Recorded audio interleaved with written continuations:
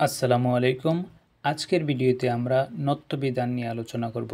নত্যবিধান নির্ধারণ করে আমাদের বাংলা ভাষার লিখিত রূপে ন ন ধ্বনির জন্য দন্ত্যান্ন বা মূর্ধন্য কখন হবে তা নির্ধারণ করে দেয়। আসলে বাংলা ভাষার বা বিদেশি অন্য কোনো ভাষা শব্দে ন ধ্বনির জন্য মূর্ধন্য ব্যবহার হয় না, সবসময় দন্ত্যান্বয় ব্যবহৃত হয়, কিন্তু তৎসম শব্দ থেকে আসা কিছু শব্দগুলোতে মূর্ধন্য ব্যবহৃত হয়। এই মূর্ধন্য ব্যবহার হওয়ার কিছু নিয়ম আছে, সেই নিয়মগুলোই এই নত্যবিধান। নত্যবিধানের নিয়মগুলি হল, আমরা চলুন শিখি। নিয়মগুলি হলো চারটি নিয়ম আছে। একটি হচ্ছে ট বর্গীয় কোনো তৎসম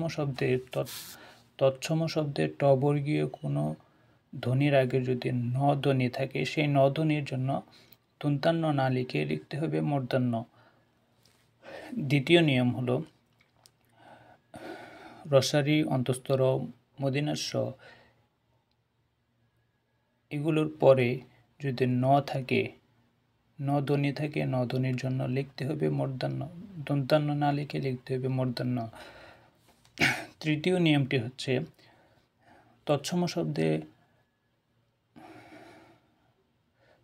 শব্দে রসারি, অন্তঃস্থ র, মূর্ধন্য ষ এরপরে যদি স্বরবর্ণ অথবা অন্তঃস্থ জ, অন্তঃস্থ অ, ব, হ, অনিষ্কার অথবা প বর্গীয় কোনো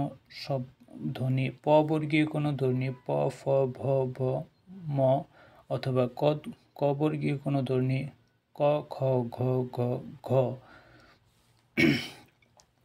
ইত্যাদি থাকে এবং এরপরে যদি ন ধ্বনি থাকে, ন ধ্বনির জন্য দন্ত্যান্ন না হয়ে হবে মূর্ধন্য।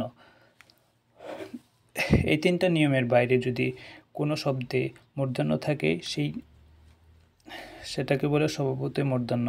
যেমন চাণক্য, মাণিক্য, গণ, বাণিজ্য, লবণ, গণ, বেণু, বীণা, কাঙ্কন, কণিকা, কল্যাণ, সুনীত, মণি,